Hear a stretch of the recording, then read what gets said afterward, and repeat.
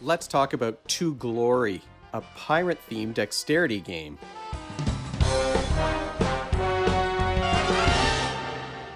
Welcome to Brains on Games. I'm Dr. Brian McDonald. In this episode, we're going to talk about a pirate-themed dexterity game that has an exclamation point in the title for a good reason. This is a game, it was sent to me by Vesuvius Media. I picked this up with the reviewer's discount, so they didn't just send me a free copy of this one, but it's called To Glory, and the pirate theme is very obvious from the box. This is a game for between 2 and 4 players that you can play with kids age 7 and up, and games only take about half an hour to play. Let's take a deeper look at To Glory by Vesuvius Media.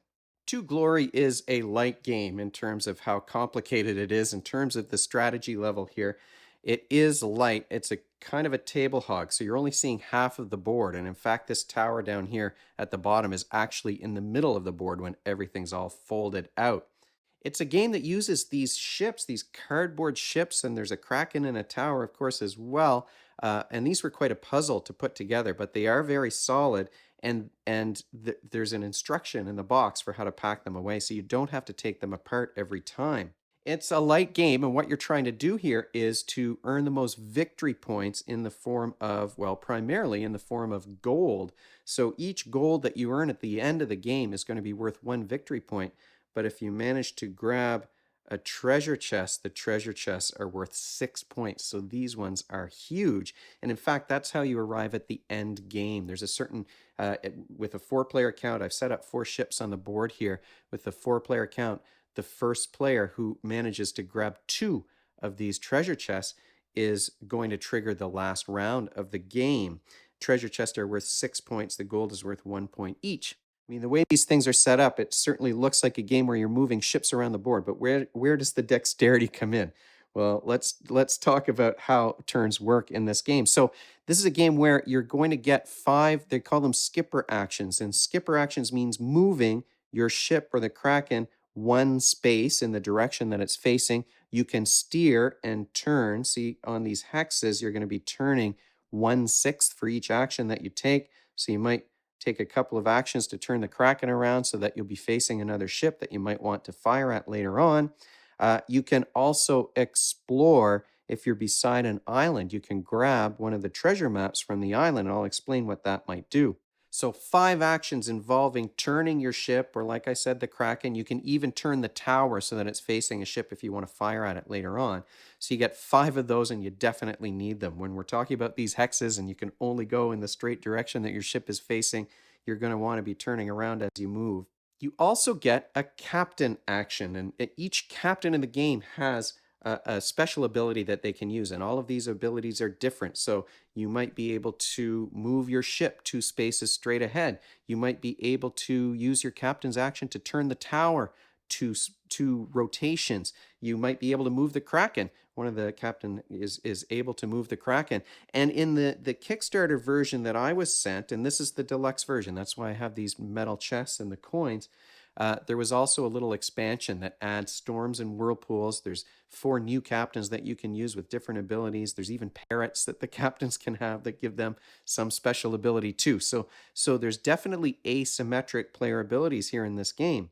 So steering and moving and taking your captain's actions might be pretty straightforward. Now, if you're exploring, you're taking one of these maps. Some of the maps on each island, so there's going to be 4 of these little treasure maps on each island that are placed face down. They're lettered, so you know which one goes where. Some of them have letters on them. That means that you're going to try to get to the island. They're all lettered, like I said. This says Island E, which is on the bottom of the board. I don't think you can see Island E the way that I've set things up here. So that means if I can get my ship adjacent to Island E, I'm going to get a treasure chest from that island. Each of the islands also has a Jolly Roger symbol on one of the maps. And the Jolly Roger will curse your captain. And if your captain is cursed, you flip the card over, and then they can no longer use their captain's ability. So you're going to see they have the little pirate flag here at the bottom. So now there's no captain ability that can be used. How do you get rid of a curse? Primarily, it's by using your ship to hit another player with your cannon. And if you shoot another player using your ship, not the Kraken or the tower, but if you shoot another player with your ship, the curse passes on to them and they lose their captain's ability. You get yours back. So you can explore if you don't already have a map. You can't collect a whole bunch of maps. Once you've got one, that's the island you have to get to. That's the only treasure that you can grab. That, if it's a treasure map, is going to stay with you. If it's the Jolly Roger and your player is cursed, you have to show everyone, but then it gets placed back on the island and mixed around again. So if another player grabs a treasure, they're still at risk of getting a curse and not being able to use their captain's ability. The final thing that you might be able to do on your turn is to fire a cannon volley. And you've got these three cubes in the box. These black cubes are your cannonballs. And you may be able to tell that the tower and the Kraken in each ship have a little seesaw on it. Let me show you.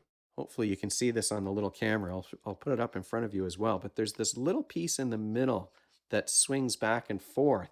And that's how you're going to be firing your guns. It's a very clever construction, this ship. So you put your cannonballs on that little seesaw, and then you're going to press on the other side to fire your cannons. So let me see if I can hit the Kraken here. There we go. So I was able to hit the Kraken, and in fact, one of my cubes stayed on the Kraken. That's a very good shot. If I hit another ship or the Kraken or the tower with my cannon, that's going to give me 1 gold. If I manage to leave a cube on it, like what I've done here, that's worth 2 gold to me.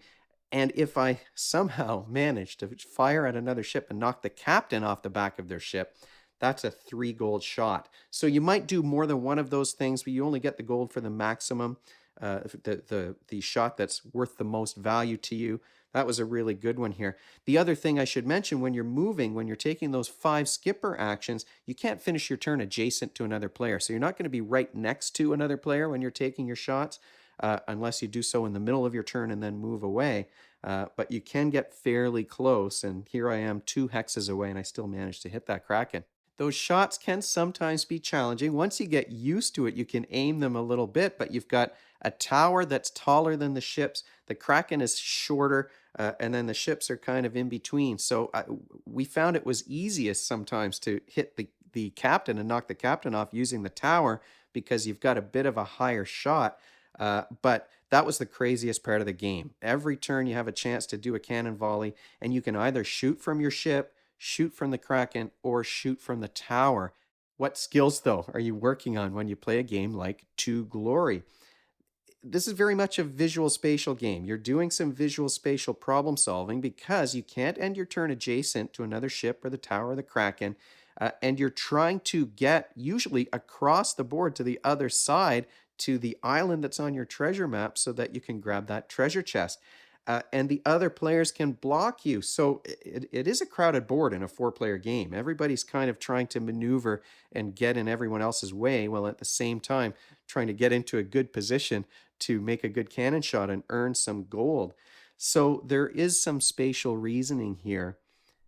It's also, of course, a visual motor game because you're talking about motor dexterity when you're aiming and firing those cannons at the other pieces on the board. I haven't managed to talk about a lot of visual motor games recently. I think the last one, I can't even remember the last time I talked about a dexterity game.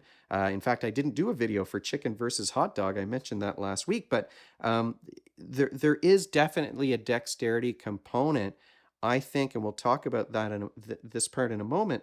I think, though, that the spatial piece is the more important part of the game, however.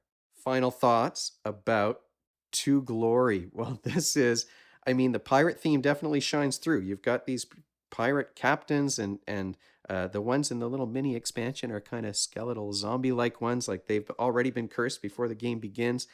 You've got these great big ships in the Kraken, these big constructions on the board. It has a great table presence, and I will say that the deluxe components are awesome. I mean, much better than just little cardboard tokens. The chests have little gems. I don't know if you can see. The chests have little gems in the top, and they're very detailed. These are beautiful pieces. They're hollow on the inside so that they're not too heavy, but they're fantastic. The coins. Now, I do have a lot of metal coins for my games. These are small ones, and so I think it's kind of good to have, different sizes of coins. And so these are a little bit smaller than most of the other coins that I already have, but I like the size and the weight of these things, and it's great to collect them because they're worth victory points too. So you've got these fun components. You've got this great table presence. You've got this idea of racing across the board to get those treasure chests as quickly as you can. This is a very silly, fun, quick game. And because all of the ships are kept together, it is pretty easy to pull it out and set things up. If you had to build the ships every single game, I I would be giving it as positive a review maybe, but it's just a silly, light, fun kind of spatial game, and shooting those little cannons with the seesaw on your ship is a lot of fun too. Are there some downsides though to glory? Well, one thing that jumped out at us is that the high value of the treasure chests really changes the game, I would say, from primarily a dexterity game to a more spatial one. Because you can only take one shot per turn with your ship, and that shot's going to be worth a maximum of 3 points. And usually you're only going to get probably 1 point by hitting the other ship. It is hard to land a cube on a ship. So most of the time you have a chance to earn 1 victory point per turn. So these treasure chests are worth 6 points. And yes, it's going to take you more than one turn to get from one island to the other to collect these things, but it is very difficult to beat the player who has who initiates the final round of the game by gathering two of these or three of these or four of these treasure chests because they're worth 6 points each. So we found that the differential between the chests and the value of hitting another ship or the Tower of the Kraken was it was such a large difference that the game became primarily one about blocking.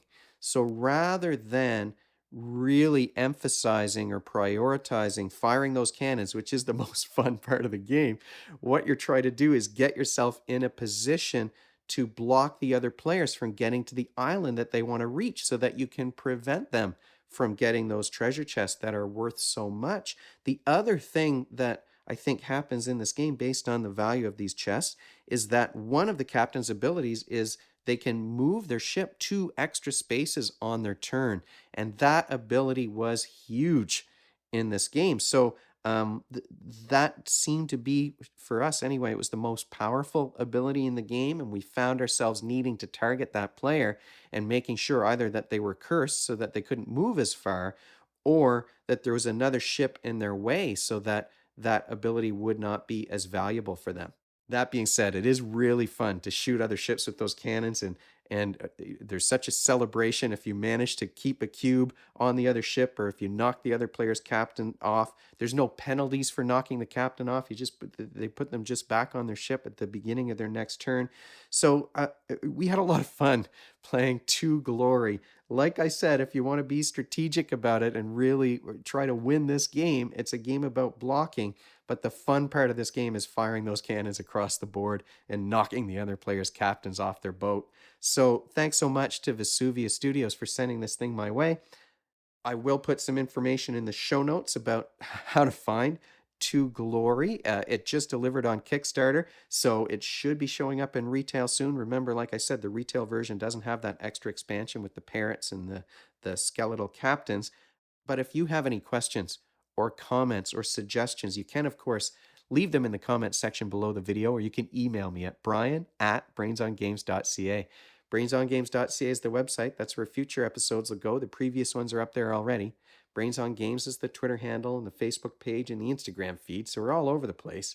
And if you enjoyed this video and you want to be notified of future ones, you can head on over to YouTube and click that subscribe button. Thanks for joining me, and hopefully I'll see you next time.